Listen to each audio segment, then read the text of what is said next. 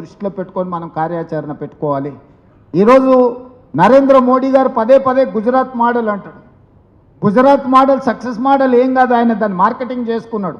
ఇవాళ దేశంలో state owned tax కలెక్షన్లో Telangana is number 1, Gujarat is 6th place. 88% state own tax కలెక్షన్లో ఈ సంవత్సరం తెలంగాణ మన ప్రభుత్వం ముందుంది. భారతదేశంలో highest state owned tax collection చేసుకున్నది తెలంగాణ రాష్ట్రము. దేశంలోనే కేంద్ర ప్రభుత్వం ప్రకటించిన సోషియో ఎకనామిక్ సర్వే ప్రకారము లోయెస్ట్ ఇన్ఫ్లేషన్ ఉన్న స్టేటు తెలంగాణ స్టేట్.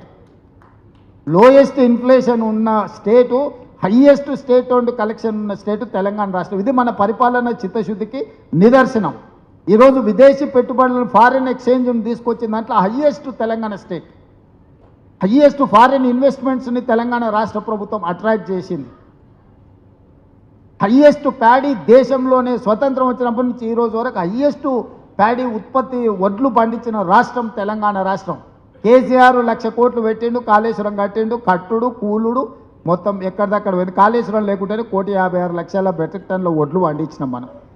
ఇన్ని రోజులు కాళేశ్వరం కథలు చెప్పుకుంటూ బతికిండు ఆయన కాళేశ్వరరావు. ఈరోజు కాళేశ్వరం లేకుంటేనే 1,56,00,000 వడ్లు పండించి వాళ్ళను కొనుగోలు చేయడమే కాదు, గిట్టుబాటు ధర చేయడమే కాదు, బోనస్ కూడా 500 రూపాయలు ఇచ్చిన ప్రభుత్వం మన ప్రభుత్వం. ప్రతి విషయంలో ఇన్వెస్ట్మెంట్స్.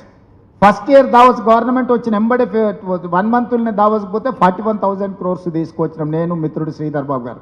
సెకండ్ ఇయర్ దావోస్లో 1,78,000 కోట్ల రూపాయలు 1.78 lakh crores స్టేట్కి ఇన్వెస్ట్మెంట్స్ తీసుకొచ్చినాము. దాదాపుగా 2.20 lakh crores ఇన్వెస్ట్మెంట్స్. ఈ దేశంలోనే హయ్యెస్ట్ ఇన్వెస్ట్మెంట్స్ని అట్రాక్ట్ చేసింది కాంగ్రెస్ పార్టీ తెలంగాణ రాష్ట్రం.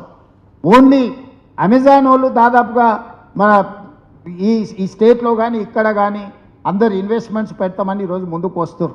నిన్న మొన్న వరుసగా మైక్రోసాఫ్ట్ కావచ్చు, అమెజాన్ కావచ్చు, లేకపోతే